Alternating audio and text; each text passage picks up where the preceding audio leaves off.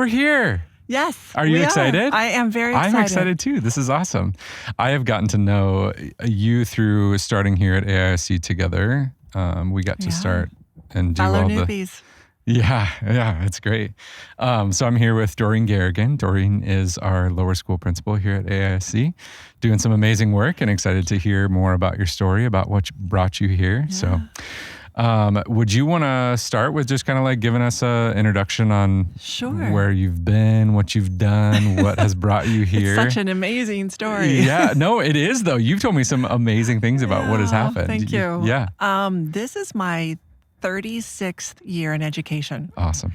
So I'm at a point in my life where it's not only the school, but it's also the location. It's the relationships that matter so much in where I choose to call home. Right. But I've been very fortunate to live in some amazing places around the world. Yeah.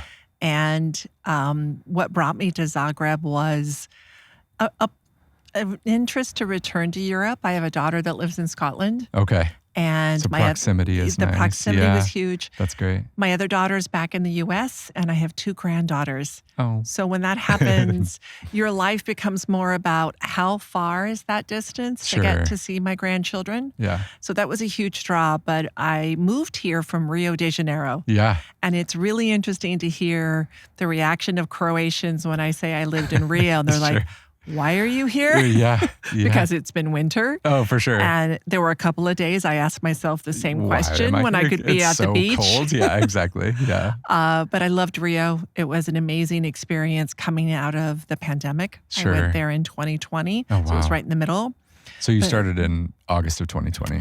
I started in August of 2020 in Rio. I was in China, in Shanghai, when the pandemic broke. Wow. So I have definitely some stories about what that was like to sure. live in China. But Rio was nurturing and healing. There was something therapeutic about going to a country that was so rich in diversity. Yeah. And the music. Yeah. And the textures of Brazilians in the country. So I really thank Brazil for giving me a sense of peace after the chaos of being in Shanghai. Yeah. The school was amazing. It was a 2-campus, 1,300 student school. And I brought the PYP, the Primary Years Program, which I'd been a part of for 15 years, to the school and working in that capacity to help a school evolve in its pedagogy and its beliefs and values about an international education. That's beautiful. And that experience also led me here. Even though we're not a PYP school, there were so many practices grounded in what I believe about how best children learn. So it was a real natural connection for me to make to AISC, for sure. knowing that I felt I could have my place here too. Yeah, absolutely.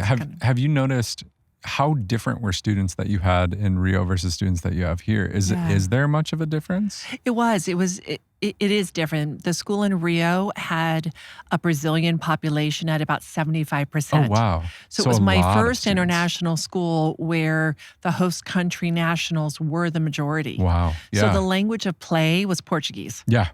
Where in my 2 previous schools in Romania and in China, the language of play was English. Sure. Because we had 55 plus Fascinating. passport. Yes. I would not have thought about that. And in addition to the student population, my teachers were about 80% Brazilian. Oh, wow. Okay. So having the opportunity to get to know the teaching community within a country that had similarities and differences as well. For sure. And working with them on their journey around inquiry and concept-based teaching and learning. That's So fascinating. again, it was a massively important experience to have before coming here. So I'd be curious, how did that affect, with 75% of the student base being from the country that you're teaching in? Obviously, I'm used to that as an American, like the American school system, but how did that affect it? Did students approach things differently? Were there cultural things that came into the building that you were having to either not necessarily deal with, but you had to work through?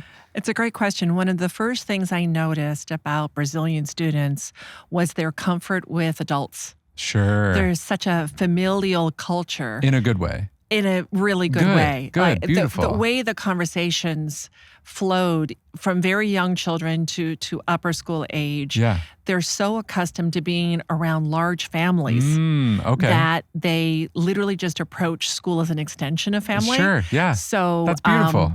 Kissing on both sides of the cheeks, I did that every day, several times a day with parents, with colleagues. It just became the normal. It's a very loving culture. It's a very affectionate, warm culture. So do you miss any of that coming here? I do. Because I feel like sometimes the Eastern European can maybe be, no, I shouldn't say that, because I feel like there is a lot of there is a lot of warmth lovey-dovey that is happening in Croatia.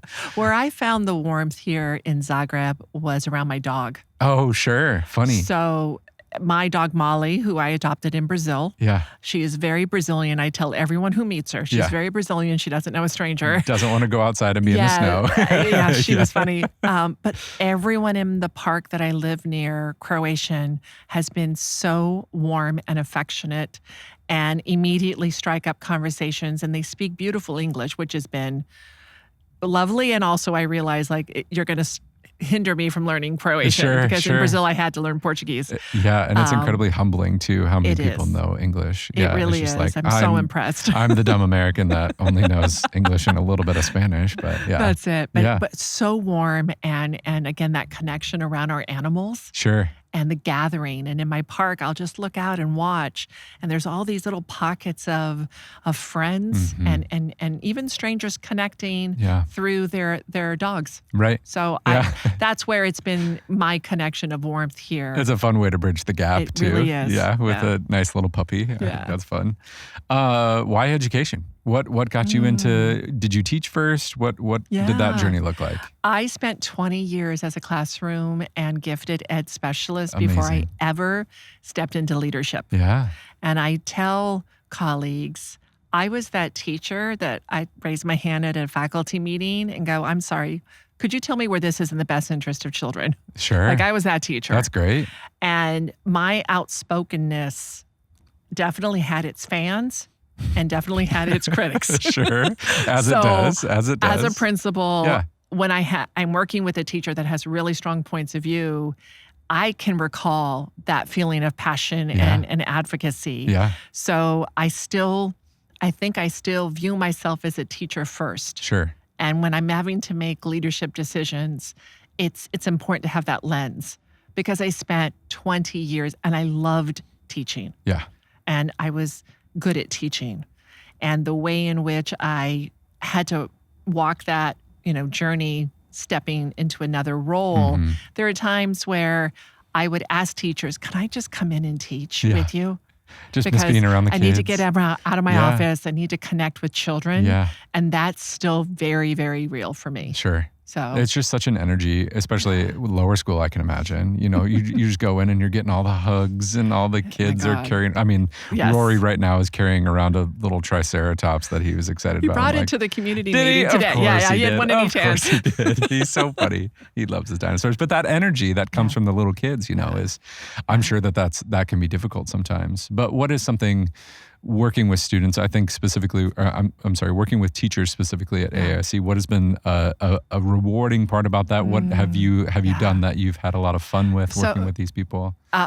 When I came for my interview, when you're going through an interview process, you're looking at schools based on what's on the website. You're talking with individuals through a screen. So it's not until you actually have the opportunity to be in the space that you actually get any vibe of what's happening. Yeah, for sure. And for my division, what has really stood out is how incredibly competent and cohesive they are. I've even joked with them at the start of the year, like you don't really need me. Isn't that crazy? They're such a strong cohesive group of teachers. They really are. And there's such a confidence that they share together as a unit.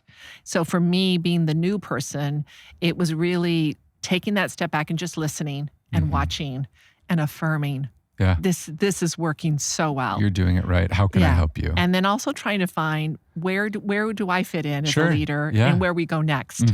Absolutely. And working with Darren in his first year as director, that's nice as well because I want to support his vision and then help support my people and all of us walking that walk together. Yeah. So that I was away for 8 weeks at the start. I'm sure that was hard. It was really hard. Yeah. It was just one of the hardest things to come on board, be so excited, but then know I had to take care of a real serious injury. Right, absolutely. And again... And it's probably more important that you can walk. The walking helps. The walking is important. Especially around children. But my division just said, we got this. Yeah. And I really, truly just, that has been such a blessing for me. It's incredible. And I only get to see it as a parent well, obviously I get to see it collegially. Is that? I don't think that's a word. So. We're going to we'll pretend it's a word. I get to see it, obviously, seeing the lower school staff, but then being able to see the pre-K team working with Rory, I'm just like, oh, my heart. Like, I don't want to be anywhere else. You're in a good amazing. space. And then I look even vertically. I look at the kindergarten team. I look at the first, and everyone is doing some incredible things. Always with the students in mind first. And that is just like so warm and welcoming. And I'm so excited to be able to see more of that as our kids go through the program, which is cool. Yeah. But curious about, do you have any big projects that you're working on right now with the lower school? What do you got? I just met with Anna Grubach, our librarian, and we are bringing back Battle of the Books. Ooh. I'm all about, that's exciting. Age-appropriate competitions for children that have a passion. It comes from my background in gifted education. Yeah. So and this passion year, for reading is always good too. This is it, right? Always a good thing too. And this year we're bringing it back. We have 8 teams and they are so motivated. She's offering an after-school activity. And so working with Anna to bring back that tradition. Yeah. And then also, how do we make sure it just becomes a yearly event again and it nurtures for children? And also for those who maybe were a little nervous at first, but then get hooked in by the energy of their classmates and their team members. So we're really excited. We think this is going to be a very successful, fun event in May. Yeah. So that's been something really exciting. And again, I am so privileged to have inherited a strong curriculum and intervention. So a lot of my learning is just really listening to people like Sarah Kirby, the curriculum coordinator, the grade level leads, the learning leaders I have, just to make sure that we're protecting what works. So those have been projects that I've just wanted to make sure I'm on board at a speed and a pace that I don't slow everyone else down in learning those structures. But what else have we done? So our community meetings on Friday are great fun. They're so great. This month, last month we started, and this is something I'm very passionate about, is dancing to just release energy, kind of get your mind focused. Because you love samba. I Is it samba? Samba's great. Samba's great. But I introduced last month the first dance that we did as a community. Okay. And it was the cha-cha slide. Of course it is. So again, the teachers were totally on board. And so we end every Friday community meeting with a dance. So this month it's the Waka Waka. Okay, good. And even Dr. Farney was out here dancing with us. Doing the Waka Waka. I love it. Just watching the energy of the kids and the teachers. And, last month I had some parents visiting. And they're like, oh my gosh, this is the best thing I've seen. It's so great. Those meetings are so much fun. That's a bit of my personality of you take a tradition and then you just add a little piece. Add a little spice. So each month we'll have a different dance. That's great. Yeah. That's so much fun.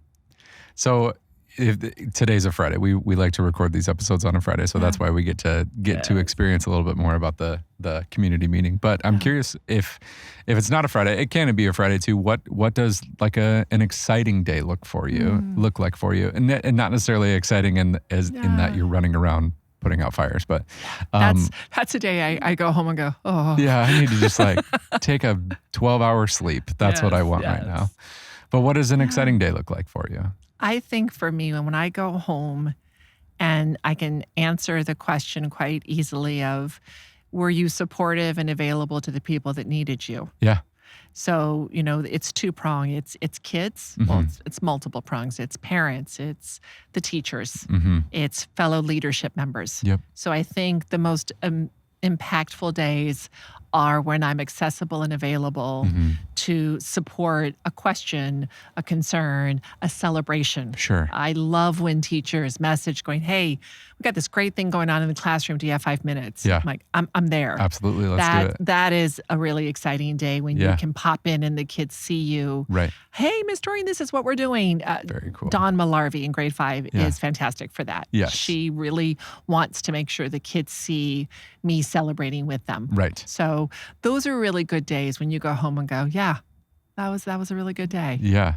Have you had any of those recently that you're like, this has just been like the best day that I've had in a while? I have been privileged to be in a couple. I was in grade 3 recently, and they were doing something quite simple on the little whiteboard. Yeah.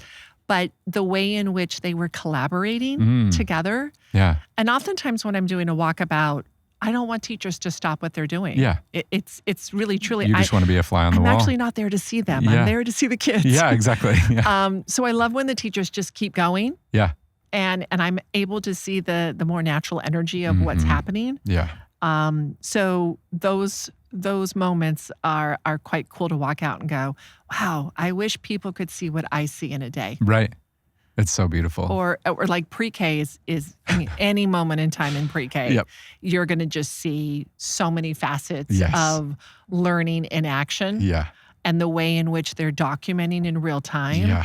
That's a powerhouse. It's incredible. Experience to watch. Incredible. So. Yeah.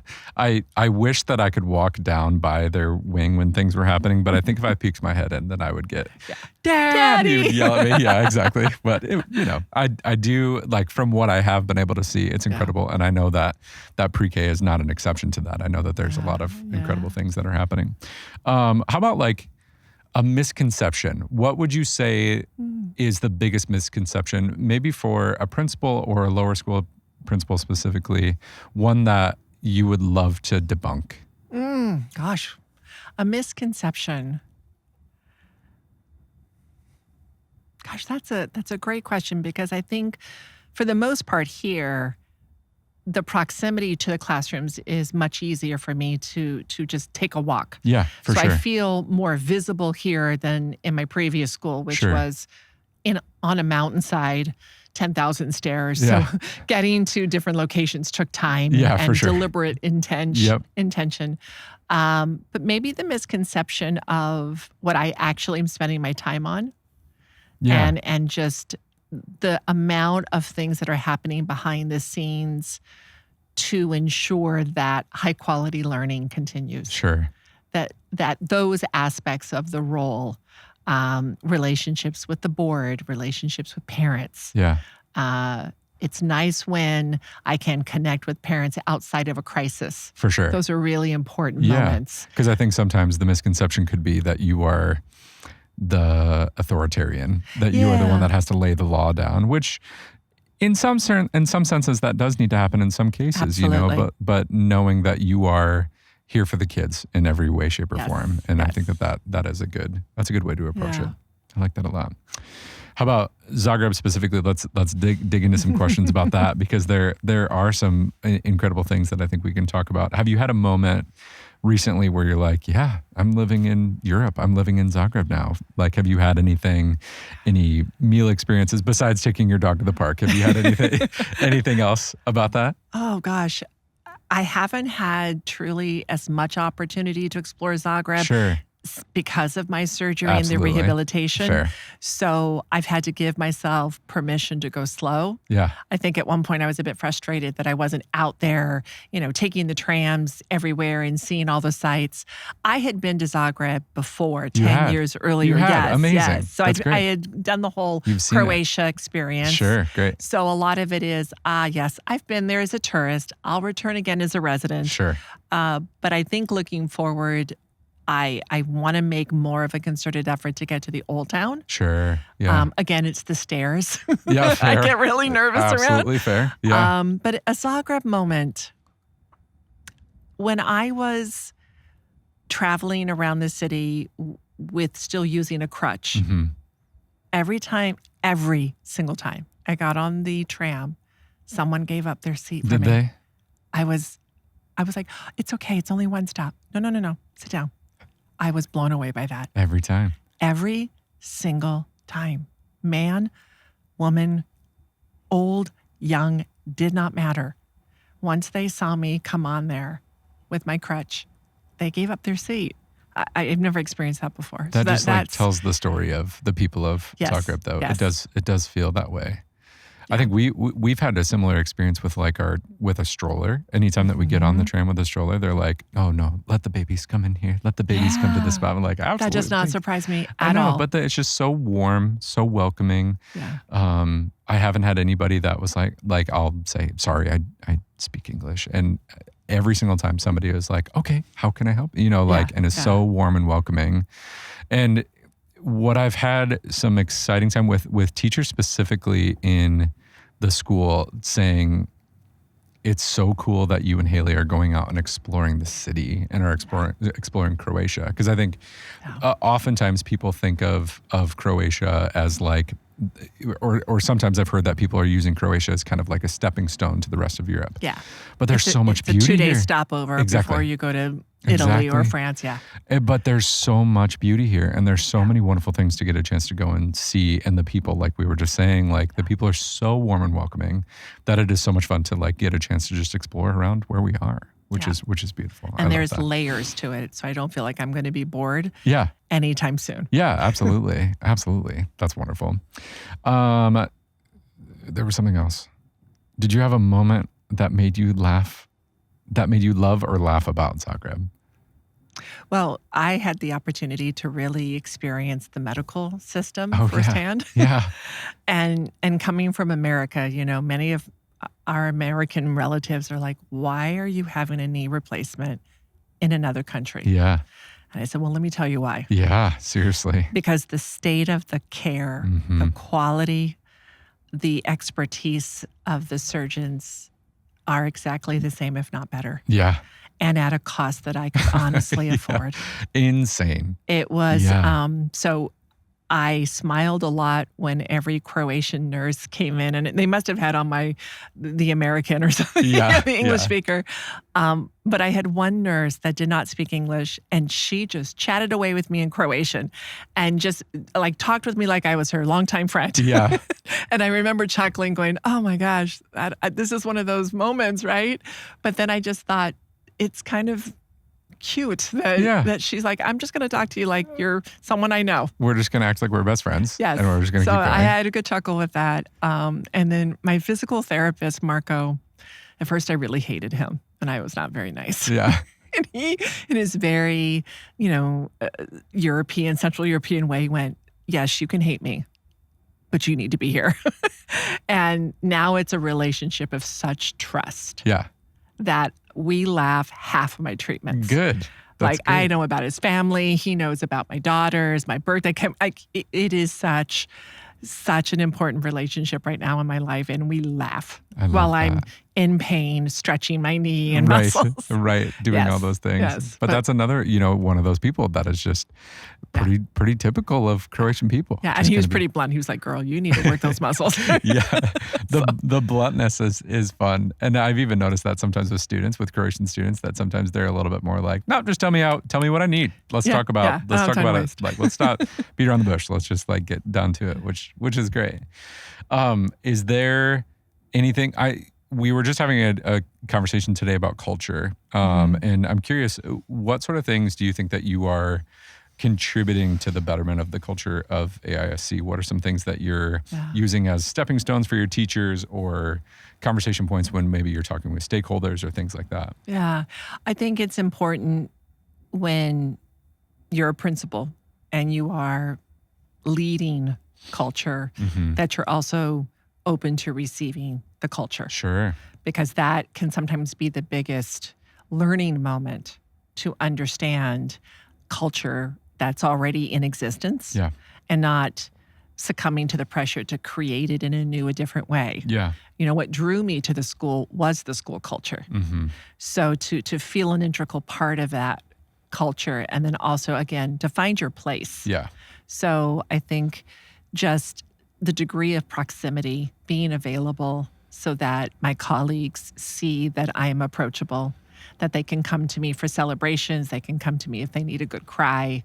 I think that helps. And hopefully they're leaving their school day going, that was a good day at school because of the relationships, the school culture. Yeah. So I think that that's a big piece that I am conscientiously wanting to ensure and protect about the school culture here. Because it's a really positive one, even when there's discourse. Yeah. And I'm someone that as a leader, I joke with Darren about this, I'm quite comfortable in the gray. Sure. As long as the gray is actively being constructed and we're talking through. Right. Stagnation is not my favorite place to be. Horrible. So if there's a moment of storming, right? We're having a moment where we need to clarify. I'm not actually going to walk away from that. Right. I'll probably engage more. Sure. And as long as we can move through that storm and really reflect on to what degree this has helped our school culture. Yep. Because I think sometimes when you have those moments where clarity is needed, it's when the culture is being tested. Yeah.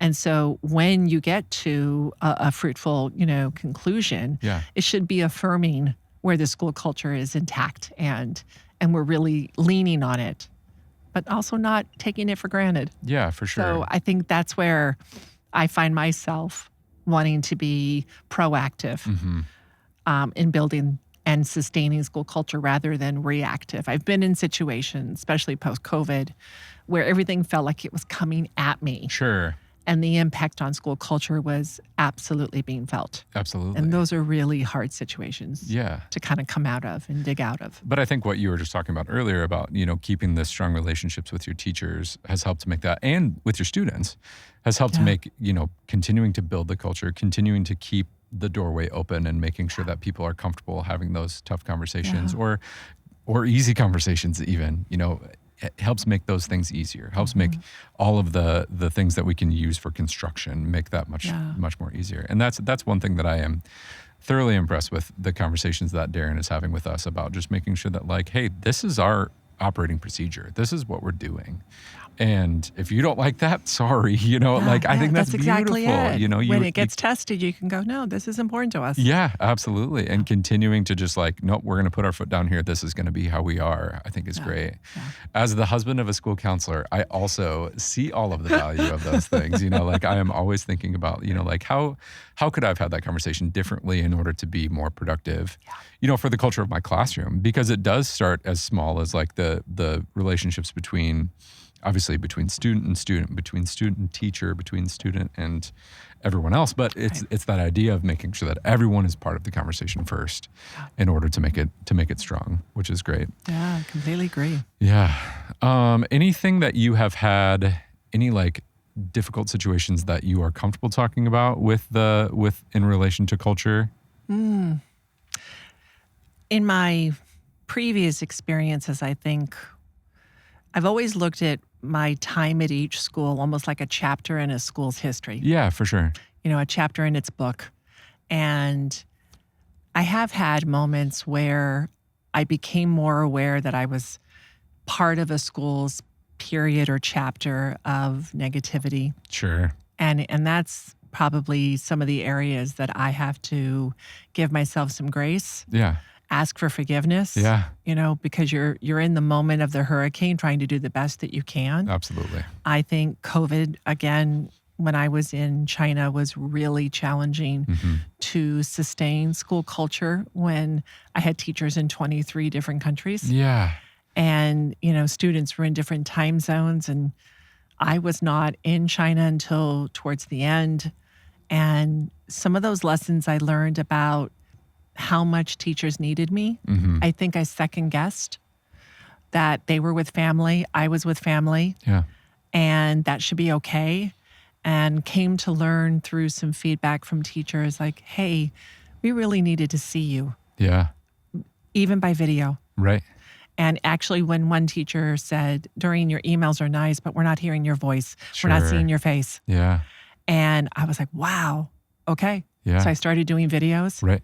And that's where, teachers were sharing just seeing you. Yeah. Even though I'm thousands of miles away. So I think that aspect taught me a lot of the importance that some people place on just the proximity to their school leaders. Yeah, for sure. And that's an area where I felt like if I could do that over again. And then I had teachers who were very critical of the fact that I stayed a month with my 2 daughters. And that's where I've had to go, hold on, I'm also a mom too. Yeah, exactly. I'm also, my children were scared. Yes. And I have every right as well. Absolutely. To make those decisions. But good for you for putting your foot down with that too. Yes. And having those conversations and being blunt with them.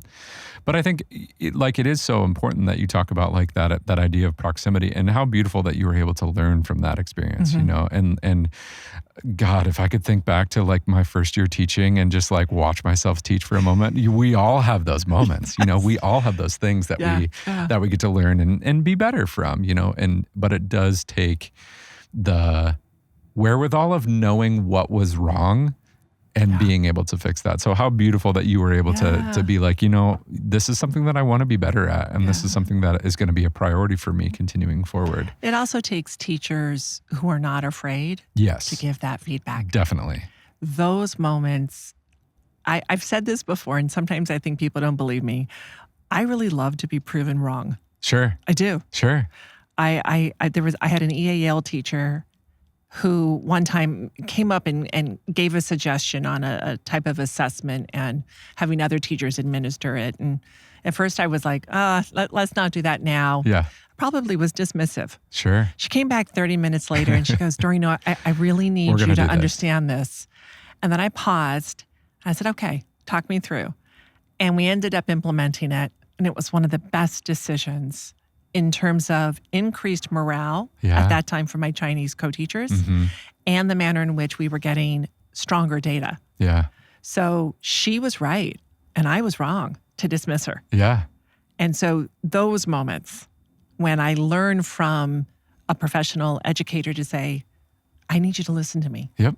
I love those moments. And they just make you better. And in each school, I've shared that story. Yeah. Like, don't be afraid to tell me that I maybe have missed the point or not paid attention. Tell me. For sure. I will listen. And that's how you get better. That's how everyone gets better. It's just by having those tough questions, or tough conversations, which I think is important. You ready for rapid fire questions? Oh, totally. It's game time. I've totally been practicing for these. I'm super excited for you. Okay, so we'll start with the first one. I sent these to you so that you could. I had a little glance. That's good. That's great. So, what is the most unexpected skill that your job has taught you? I'm not very good at it, but sometimes keeping my mouth shut. Hey, that's good. That's awesome. There you go. Everything is fine. That's great. But you know what, my age, Myles, sometimes I am who I am. Yeah. And I can be a bit reactive, but the skill set of allowing space for other people, even though inside you're going, you've got to be kidding me. Yeah, that's a skill set. That's a good one to have too. Yeah. And no poker, keeping the poker face on all the time. I am sometimes horrible at that. Coffee, tea, or something else entirely? Oh, depends on the context. Coffee in the morning. Yep. Tea with my daughters, something else on a Friday night. Amen. Amen. That's a good way to be. If your job had a theme song, what would your theme song be? So my first response immediately in my headspace was Welcome to the Jungle by Guns N' Roses. Yeah, fair. Absolutely. And then I was like, oh gosh, you're an elementary school principal. That sounds pretty intense. And then I went on chat just for fun. Yeah. What would be a theme song? And then while I was waiting, the second song that came to my mind was Let It Go by Frozen. Yeah, great. Amazing. I used to sing that with my former leadership members in Rio, especially during COVID. Yep. Yeah. Just gotta let it go. And I think those two pretty much are my authentic responses. Yeah. Guns N' Roses and Elsa. Perfect. Yes, that's great. That pretty much describes my personality. Really that's amazing. I love that. Anything that you're currently reading or watching? Oh, gosh. I'm reading. I read every night. Okay. I read for a full hour. Amazing. I stop everything. I don't read educational books. Good. It is all about my enjoyment at the end of the day. Yeah. So I'm reading Ken Follett's The Pillars of the Earth series. Okay. My daughters are great at recommending books and movies and TV shows. Yeah. So I got into the whole world of the fairies and the dragons because my daughters, they're millennials and Gen Z. Yep. So after reading all of Sarah J. Maas's books. Love it. Books 6 and 7 are both coming out. Did you see that? Amazing. I know. Yes. That'll be like, I'll jump back in. Yep. Super excited. To the ACOTAR. But I love historical fiction. Cool. So that's why I'm reading Ken Follett right now. Yeah. However, I recently just bought the second book, the sequel to Quicksilver. Okay. So my eldest daughter, Lauren, keeps asking me, when are you starting? I'm like, I'm not starting for a while. Yeah. But I feel like if I don't keep up with my daughters. Is that called Brimstone? Yes, Brimstone. Yes. I just bought it. It's paperback. So Haley loves it. She's read both of those. There's She's such obsessed. great like genres to get completely lost. In terms of TV, I watch Something's Always On in the background because I live alone. Fair. I need that noise. Yeah. I'm watching Animal Kingdom. Okay. On Netflix. Great. I love that. I like a lot of spy, crime. Cool. Type movies. Yeah. I told Darren one time, if I wasn't a teacher or a leader, I think I'd want to work for the CIA. I just think amazing. Why not? I love that amazing. Intensive, kind of world. Yeah. Of politics and intrigue. That's like, I asked the same question to Dr. McMullen, and she said Law and Order SVU. I totally. I so see her watching that. Isn't that so funny? Like, you just love the dark dramas like that. Yeah. The other side of me, and here's a little secret. I do love Love is Blind. Okay, fair. So reality I do TV. think it's fair enough that you get 10 episodes of brainless reality TV just to kind of unwind. Yeah.